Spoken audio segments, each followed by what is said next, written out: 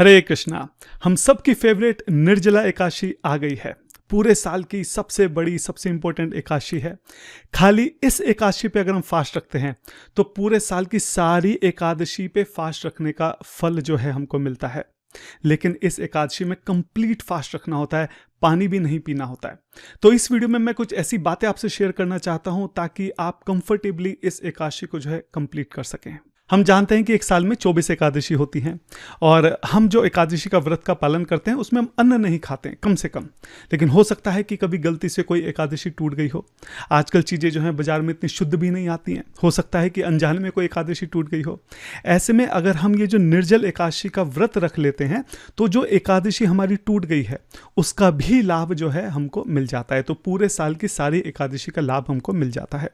बहुत famous story है इसके पीछे आती है। एक बार महाभारत में जो हमारे भीमसेन जी हैं वो व्यासदेव जी से पूछते हैं कि मेरे से भूख सहन नहीं होती है, मैं एकादशी का पालन नहीं कर पाता हूँ। मेरे जो भी भाई हैं, मेरी माता हैं, सब लोग करते हैं लेकिन मैं नहीं कर पाता हूँ, तो मैं क्या करूँ। तब व्यासदेव जी उनको इस एकादशी के बारे में बताते हैं कि 24 एकादशी में ये जो एक निर्जल एकादशी हमारी आ रही है, पांडव निर्जल एकादशी, इस पे अगर हम फास्ट रखें, कंप्लीट फास्ट बिना पानी के, तो हमको सारी एकादशी का पालन करने का जो है फल प्राप्त हो जाता है। इसलिए इसका नाम ही इसलिए है पांडवा निर्जला एकादशी। अब बिना पानी के पूरे दिन रहना हल्की बात नहीं है, लेकिन फिर भी अगर हम कुछ चीज़ों का ध्यान रखें तो एकादशी जो है उसको हम थोड़ा कंफर्टेबली जो है उसका पालन कर सकते हैं और अपना ध्यान पूरी तरह से भगवान में लगा सकते हैं। सबसे पहली बात तो यह है कि जिस दिन भी एकादशी है, फॉर एग्जाम्पल इस साल जो है इंडिया में 31 मई की एकादशी बैठ रही है, तो उससे एक दिन पहले का जो भोजन है रात्रि का वो हमको नहीं करना है।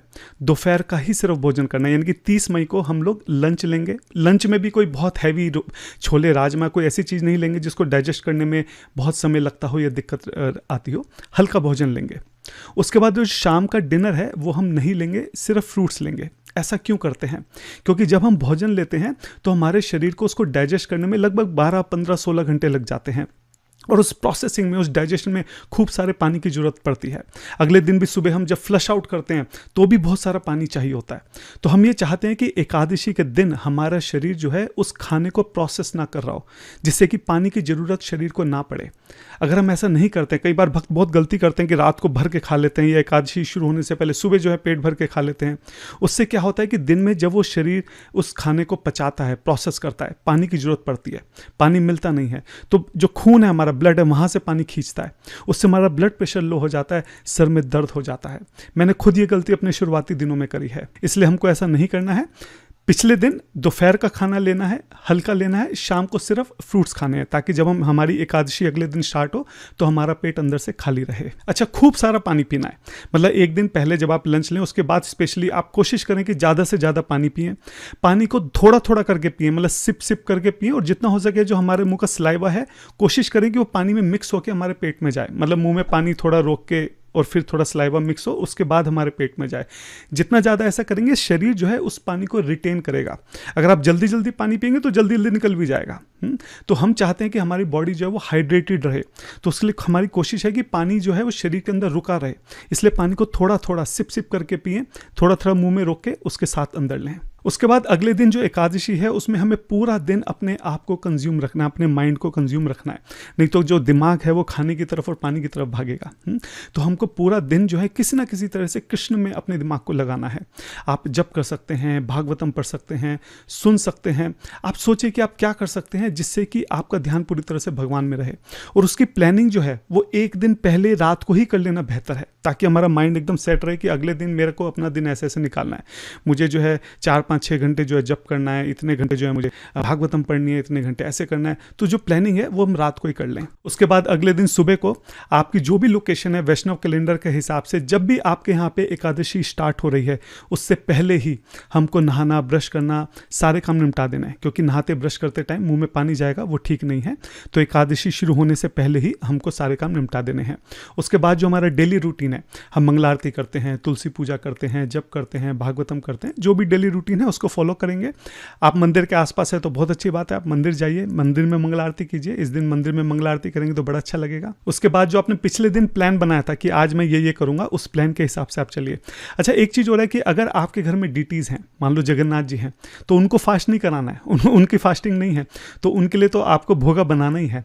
तो आप उनके लिए भोगा बनाइए और उस भोगा को उनको लगाने के बाद जो प्रसाद है उसको फ्रिज में रख दीजिए, अगले दिन खा लेना। पूरा दिन हम प्रयास करेंगे, अगर ऑफिस है छुट्टी ले सकते हैं तो बहुत अच्छी बात है, या फिर आपका बिजनेस है या जो भी है, जितना ज़्यादा हो सके छुट्टी ले सकें या टाइम निकाल सकें। बेसिकली हम पूरा दिन जो हमने प्लान बनाया था उसके हिसाब से हम पूरा दिन प्रयास करेंगे कि कृष्ण में किसी तरीके से जो हमारी स्मृति है वो लगी रहे। आपको जब करना अच्छा लगता है आप वो कीजिए। आपको भगवान के बारे में पढ़ना है, सुनना है, कीर्तन करना है, जो भी करना है। कीर्तन में कई बार फिजिकल एक्टिविटी थोड़ी ज़्यादा हो जाती है, उससे थकावट हो सकती है, उससे प्यास लग सकती है। तो बहुत ज़्यादा लंबे देर तक कीर्तन ना करें, या बहुत ज़्यादा कोई भी ऐसी चीज़ ना करें फिजिकल एक्टिविटी जिससे आपको थकावट महसूस हो, जिससे आपको प्यास लगे, आपके पसीने नहीं आने चाहिए, है ना। कोशिश ये होनी चाहिए कि आप एक जगह जितना हो सके एक जगह बैठकर वहीं पे जप कीजिए, वहीं पे अपना पढ़िए, वहीं पे सुनिए भगवान के बारे में। रात को कई बार भूख की वजह से नींद नहीं आती है तो बहुत अच्छी बात है, रात को भी पूरी रात आप पढ़ के भगवान के बारे में जो है निकाल सकते हैं। अगले दिन आप देख लीजिए कि फास्ट ब्रेकिंग टाइम क्या है।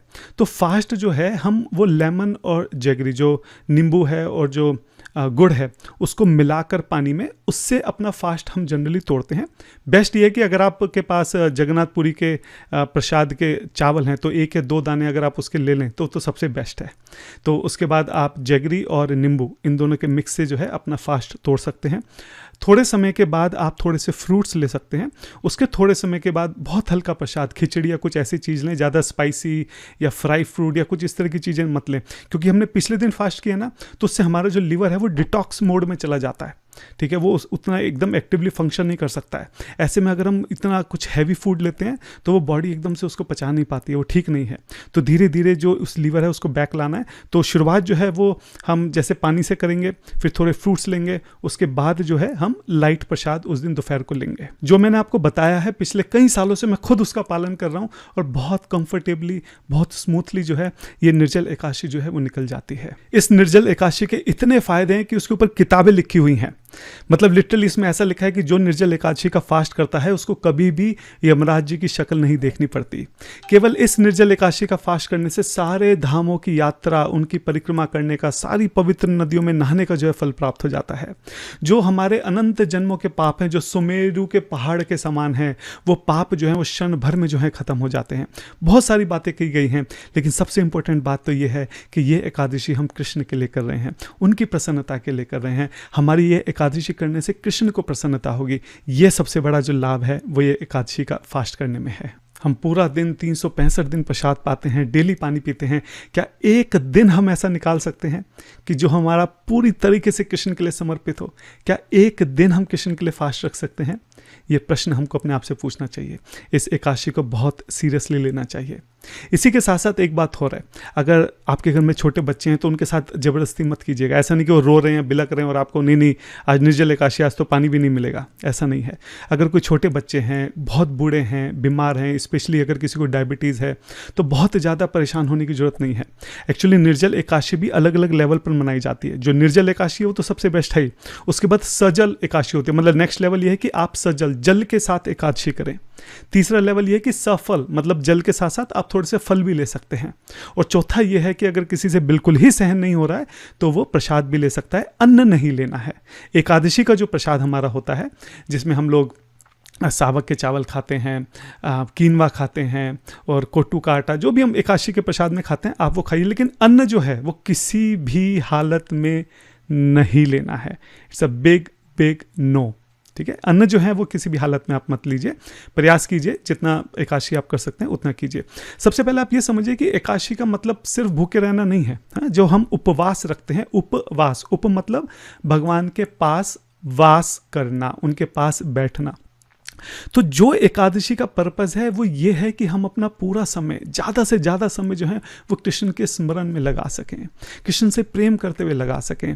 फास्ट रखने का मतलब ये नहीं है कि हमने निर्जल तो रखा लेकिन उसके बाद फिर हम इधर उधर पड़े हैं, टीवी देख रहे हैं, परेशान हो रहे हैं, बार बार घड़ी देख रहे हैं कि कितने घंटे बचे हैं। ऐसा नहीं है, ऐसे एकादशी हमको नहीं करनी है। अगर इतनी बहुत ज़्यादा आपको दिक्कत है तो बेशक आप पानी पी लीजिए, लेकिन हमें जो है इस एकादशी पे ज़्यादा से ज़्यादा भगवान के नाम का जप करना है, उनके बारे में सुनना है, पढ़ना है, बोलना है।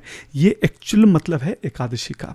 और एक चीज़ और है, एकादशी अगर हम निर्जल रख रहे हैं तो हमारे अंदर उसका अहंकार नहीं आना चाहिए। ये नहीं कि हम फ़ोन कर करके जो है डिवोटी से पूछ रहे हैं कि कौन कौन निर्जल एकादशी कर रहा है और कौन कौन नहीं कर रहा है, और सबको बताते फिर रहे हैं कि देखो मैं तो कर रहा हूँ, मेरी निर्जल एकादशी ऐसी जा रही है, आपकी कैसे जा रही है। ऐसा नहीं करना है। हम एकादशी अपने खुद के लिए कर रहे हैं, अपने अहंकार को बढ़ाने के लिए, लोगों को, बाकी भक्तों को दिखाने के लिए कि देखो मैं कितना उच्च कोटि का भक्त हूँ, मैं ऐसे एकादशी करूँ। ऐसा नहीं करना है। ऐसे एकादशी करने का कोई फ़ायदा नहीं है। तो जैसा मैंने बताया, अगर आप इन सब चीज़ों का पालन करेंगे तो मुझे पूरी उम्मीद है कि आपकी एकादशी बहुत अच्छी जाएगी। मैं भगवान से प्रे करता हूँ कि आप सबकी एकादशी जो है बहुत अच्छी जाए, कृष्णमयी हो। और मेरी आपसे रिक्वेस्ट है कि आप भी मेरे लिए प्रे कीजिए कि मैं भी अपनी एकादशी को बहुत अच्छे से निभा सकूं। आपकी एकादशी कैसी गई या आप क्या प्लान कर रहे हैं, आप प्लीज़ मुझे कमेंट बॉक्स में बताइए। मैं जनरली सारे कमेंट्स के ऊपर नज़र मारता हूँ, रिप्लाई करना संभव नहीं होता, लेकिन लगभग मैं कोशिश करता हूँ कि सारे कमेंट जो हैं उनको पढ़ने का प्रयास किया जाए। हरे कृष्णा।